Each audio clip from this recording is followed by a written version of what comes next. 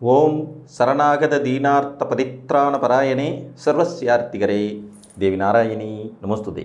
வணக்கம் நேயர்களே, இது மகாலட்சுமி ஜோதிடம் வழங்கும் காலச்சக்கரம். உங்கள் அன்பு ஜோதிடர் ஸ்ரீராம்ஜி பேசுகிறேன். அனைவரும் நலமுடன் இருக்கிறீர்களா? நன்றாகத்தான் இருப்பீர்கள், நன்றாக இருக்க வேண்டும். இன்றைய காணொளியில் நாம் காண இருப்பது உங்கள் தனாதிபதியின் உச்ச வீடு. இதன் தலைப்பு. ஒவ்வொரு ஜாதகத்திற்கும் லக்னத்திற்கு 2ஆம் இடம் அப்படிங்கிறது தனஸ்தானம். அந்த வீட்டின் அதிபதி தன அதிபதி. ஒருவருக்கு பொருளாதார ரீதியான செல்வாக்கை தரக்கூடிய கிரகமாக இந்த 2 கூடையவர் இருப்பார். இந்த 2ஆம் அதிபதிங்கிறவர் ஒரு வீட்டில் போய் உச்சமும் அவர். அந்த வீட்டில் நீங்கள் சற்று கூடுதல் கவனம் செலுத்தினீர்கள் என்றால் உங்கள் பொருளாதாரம் நிச்சயமாக பெரும் அளவு வளர்ச்சி அடையும். அது எந்த மாதிரியான அமைப்பு அப்படிங்கிறத இன்றைக்கி பார்க்கலாம். இப்போ மேச லக்னத்துக்கு தனாதிபதி சுக்கிரன். இவர் 12ஆம் இடத்துல உச்சமாவார், விரயஸ்தானத்தில். இது காலபுருஷனுக்கு 12ஆம் வீடாகவும் இவர் லக்னத்துக்கு 12ஆம் வீடாகவும் வரும். பொதுவாக மேச லக்ன ஜாதகர்கள் மறைமுக சொத்துக்களின் மூலமாக பெரும் தனம் சேர்க்கும் யோகம் உண்டாகும். மறைமுகமாக சொத்து சேர்க்கறது, மறைமுகமான சொத்துக்கள் வாங்கி குவிக்கிறது, மனைவியின் பேரில் சொத்து சேர்க்கிறது, மனைவியின் மூலமாக சொத்துக்கள் கிடைக்கிறது, கூட்டாளிகளின் சொத்துக்களை இவங்க எடுத்துக்கிறது, கூட்டாளிகள் மூலமாக சொத்து கிடைக்கிறது. ஏன்னா 7ஆம் அதிபதியும் அதே சுக்கிரன் இல்லையா? 2 கூடைய தனாதிபதி தான் 7 கூடையவர். அப்படிங்கிறதுனால கூட்டு தொழில், கூட்டுனால லாபம், மறைமுகமான கூட்டு, அதன் மூலம் ஆதாயம், அதனால் முன்னேற்றங்கள், வெளி ஊர்களில் சொத்து வாங்கி சேர்க்கிறது, இந்த மாதிரி அமைப்புகளில் கவனம் செலுத்தினா, பொதுவாக 12ஆம் இடத்தின் மேலே கவனம் வைத்தால் உங்களுக்கு பெரும் சொத்து சேரும் யோகம் உண்டாகும். அதாவது தனம் சேர்ற யோகம் உண்டாகும். ரிஷப லக்ன ஜாதகர்களுக்கு தனாதிபதியாக வரக்கூடியவர் புதன். இவர் காலபுருஷனுடைய 6ஆம் வீட்டில் உச்சமாவார். இவங்க லக்னத்துக்கு இது 5ஆம் இடம். குழந்தைகள் வளர்ப்பில் கவனம் செலுத்துறது, குழந்தைங்களுக்காகவே அதிகமாக கடன் படாமல் நம்மளை காப்பாற்றிக்கிறது, பூர்வ புண்ணிய சொத்துக்களை காப்பாற்றி வைப்பது, கல்வியின் மூலமாக உங்களை மேற்கொண்டு வளர்த்துக்கிறது, உத்தியோகத்திற்குண்டான நெளிவு சுழிவுகளை கற்றுக்கொள்வது, குலதெய்வத்தை தொடர்ந்து வணங்கி வருவது, இதன் மூலமாக ரிஷப லக்ன ஜாதகர்கள் தனத்தை பெருக்கிக் கொள்ள முடியும். இவங்களுக்கு 2 கூடைய தனாதிபதி தான் 5க்கு உடையவருங்கிறதுனாலையும் 5ஆம் இடத்திலே உச்சமாவாருங்கிறதுனாலையும் பூர்வீக பெருமையை கட்டி காப்பது, குலதெய்வத்தை கட்டி காப்பதை தொடர்ந்து செய்வதன் மூலமாக, குழந்தைகளை சரியானபடி பராமரிப்பதன் மூலமாக ரிஷப லக்ன ஜாதகர்கள் தனத்தை பெருக்கிக் கொள்ளும் வாய்ப்புகள் உண்டாகும். மிதுன லக்னத்துக்கு தனாதிபதி சந்திரன். இவருக்கு செகண்டரி ஆப்ஷன் கிடையாது. இவர் 12ஆம் இடத்துல உச்சமாவார், விரயஸ்தானத்தில். உங்கள் வாழ்க்கையில் உங்களின் விரயம் சார்ந்த விஷயங்களில் கவனமாக இருக்க வேண்டியது அவசியம். ஏன்னா அனாவசியமான விரயங்கள் செய்வதற்கு மிதுன லக்னத்துக்கு ரொம்ப அற்புதமாக வரும். தனாதிபதி 12ஆம் இடத்துல உச்சம். இது காலபுருஷனுக்கு 2ஆம் இடம். குடும்பத்தாருடைய பேச்சை கேட்பது, குடும்பத்தாரின் ஒத்துழைப்பை நல்குவது, குடும்பத்தார் சொல்கிறபடி நடந்துக்கிறது, குடும்ப உறுப்பினர்களும் வேலைக்கு போய் சம்பாதிக்க வேண்டிய சூழ்நிலைகளை உருவாக்கி தருவது மிதுன லக்னத்தை தனம் சேர்க்கும் யோக்கியதைகளை உருவாக்கும். இதில் சந்திரன் 2ஆம் அதிபதியாகி 12ஆம் இடத்துல உச்சங்கனால தண்ணி மாதிரி செலவழிக்கிறான் அப்படின்னு சொல்லுவாங்களே, அது மிதுன லக்னக்காரங்களுக்கு தான் பொருந்தும். காசை காசாகவே மதிக்க மாட்டாங்க, பயங்கரமாக செலவழிக்கிற தன்மை கொண்டவர்கள். இதில் கண்ட்ரோலாக இருக்கணும். தனாதிபதி உச்சமாகிற இடம் 12, அது காலபுருஷனுக்கு 2ஆம் இடம். ஸோ குடும்பத்துக்குன்னு வந்துட்டால் என்ன வேணாலும் செலவு பண்ணுவோங்கிற அந்த எண்ணம் உங்களுக்கு கொஞ்சம் இருக்கும். இதில் தான் நீங்கள் கண்ட்ரோலாக இருக்கணும். நார்மலாக பணம் சேர்க்கும் அமைப்புங்கிறது உங்கள் ஜாதகத்துக்கு கொஞ்சம் வீக். அதனால் பணத்தை கண்டபடி செலவு பண்ணுறதில்ல, விரயம் பண்ணுறதில்ல நீங்கள் கவனமாக இருந்தீங்கனாலே, விரயம் பண்ணாமல் இருந்தீங்கனாலே உங்களுக்கு தனம் சேர்ந்து விடும். கடகலக்கணத்திற்கு தனாதிபதி சூரியன். இவருக்கும் 2ஆவது வீடுங்கிறது கிடையாது. ஒரு 10ஆம் இடத்துல உச்ச வலிமை பெறுவார். தொழில் மூலம் வளர்ச்சி அடைவது, அதிகார பதவிகளை கைப்பற்றுவது, அப்பா சொத்துக்களை காப்பாற்றி வைப்பது, பூர்வீகத்தின் மூலம் ஆதாயம் பெற முயற்சி செய்வது இவங்களுக்கு தனம் பெறும். ஆனால் அன்ஃபார்ச்சுனேட்லி கடகலக்ன ஜாதகங்களுக்கு பூர்வீகம் பெருசாக இருந்துருச்சுன்னா இவங்க பெருசாக வளர்ச்சி அடைய மாட்டாங்கங்கிற ஒரு சூட்சும விதியும் உண்டு. அதுக்கு காரணம் காலபுருஷனுடைய 8ஆம் வீடு இவங்களுக்கு பூர்வீக ஸ்தானமாக வருங்கிறதுனால. அப்போ 2ஆம் இடத்து அதிபதியான சூரியன் மேசத்தில் தலைமை பொறுப்பு வகிக்கக்கூடிய இடம் தனாதிபதி போய் தலைமை பொறுப்புங்கிற பதவி ஸ்தானத்தில் உச்சமாகிறதுனால பட்டம், பதவி, அந்தஸ்தை அடையும் கடகலக்கணக்காரங்க பெரும் செல்வமும் பெரும் சொத்தும் பெரும் தனமும் சேர்க்கும் விதிகள் உள்ளவங்க, அரசியல் ஆதாயம், அதிகாரத்தில் ஆதாயம், அரசு பதவிகளால் முன்னேற்றம், இந்த மாதிரியான அமைப்புகள் எல்லாம் கிடைக்கப்பெறும் யோகிதை கொண்டவர்கள். ஸோ இவங்க 10ஆம் இடத்துல கவனம் செலுத்தணும். என்ன தொழில் பண்ணுறோம், என்ன பதவியில் இருக்கோம், எப்படிப்பட்ட அதிகாரம் நம்மக்கிட்ட இருக்குது, இதெல்லாத்துலேயும் கவனம் செலுத்தணும். அதே மாதிரி அதிகாரம் உள்ளவர்களோடு நெருக்கமான தொடர்புகள் இவங்களுக்கு இருக்க இவங்க பொருளாதாரத்தில் கண்டிப்பாக மேன்மை நிலை அடைவாங்க. சிம்ம லக்னத்துக்கு தனாதிபதி தனஸ்தானத்திலே உச்சமாவார். 2 குடையவர், அவரே 11ஆம் அதிபதி, 2ஆம் இடத்திலே உச்சமாவார். அறிவு சார்ந்த நபர்களின் தொடர்புகள், கடன் சார்ந்த விஷயங்களில் எச்சரிக்கை, நண்பர்கள் சிநேகிதர்கள் விஷயத்தில் கவனம், கூடுதல் விழிப்புணர்வு. இந்த புதன் எழுதுறதுக்கு காரக கிரகங்கிறதுனால எழுதுதல், இயங்குதல், இயக்குதல், இதன் மூலமாக இவங்களுக்கு தனம் வளர்ச்சி அடையும், முன்னேற்றம் அடையும் யோகம் உண்டு. சொல்லிக் கொடுத்தல், வங்கி தொழில் மூலமாக இவங்களுக்கு தனம் வளர்ச்சி அடையும், முன்னேற்றம் அடையும் யோகம் உண்டு. ஒரு புதிய கண்டுபிடிப்புகள் மூலமாக பேட்டர்ன் உரிமைன்னு சொல்லுவாங்க இல்லையா, அந்த மாதிரியான உரிமைகள், கண்டுபிடிப்பு உரிமைகளை வாங்கி வச்சு அதன் மூலமாக வளர்ச்சி அடையக்கூடிய யோகிதைகள் உங்களுக்கு இருக்கும்.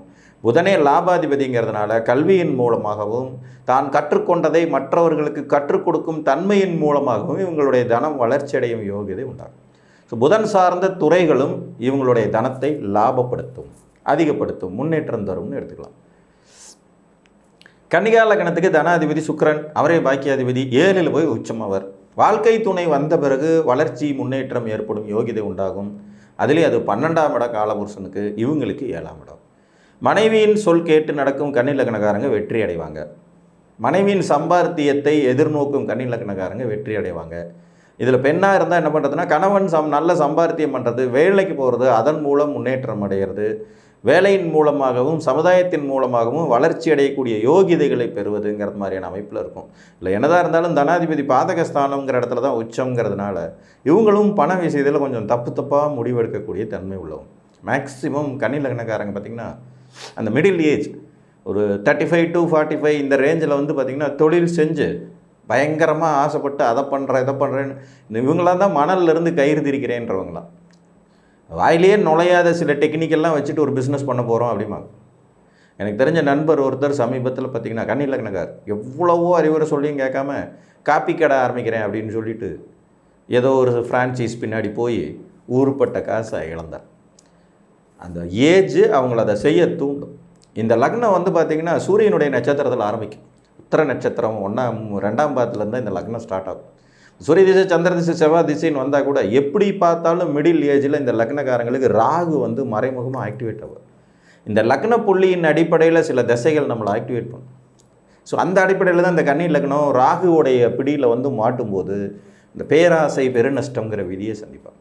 ஸோ தன விஷயத்தில் சமுதாயத்திற்காக வாழாமல், சமுதாயம் சொல்கிறபடியெல்லாம் கேட்காம சமுதாயம் சார்ந்த விஷயங்களில் கவனம் செலுத்தி வாழ்க்கை துணை சார்ந்த விஷயங்களில் கவனம் செலுத்தினா முன்னுக்கு வர யோகம் உண்டு. துலா லக்ன ஜாதகர்களுக்கு 2ஆம் அதிபதியும் 7ஆம் அதிபதியுமான செவ்வாய் 4ல் உச்சம் பெறுவார்.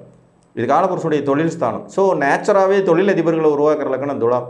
இவர்களும் தொழிலில் அதிக கவனம் செலுத்துவது, அசையா சொத்துக்களில் அதிக கவனம் செலுத்துறது, பூர்வீக சொத்துக்களில் கவனம் செலுத்துறது, ரியல் எஸ்டேட் தொழில்களில் வெற்றி பெறுறது, சகோதர உறவுகளை சரியானபடி பேணி காப்பது, வாழ்க்கை துணை மூலமாக சொத்துக்கள் கிடைக்கும் யோகிதைகள் உண்டாவது, பட்டம், பதவி, உயர்வு, அந்தஸ்து எல்லாமே கிடைக்கிறது, மறைமுகமான பட்டம், மறைமுகமான பதவி, 2ஆம் நிலை பதவிகள், அதன் மூலம் யோகங்கள், அதிகாரத்தில் உள்ளவங்களை தங்களோட கண்ட்ரோலில் வச்சுக்கிறதன் மூலமான ஆதாயங்கள் எல்லாமே கிடைக்கிற லக்னம் துலாம்.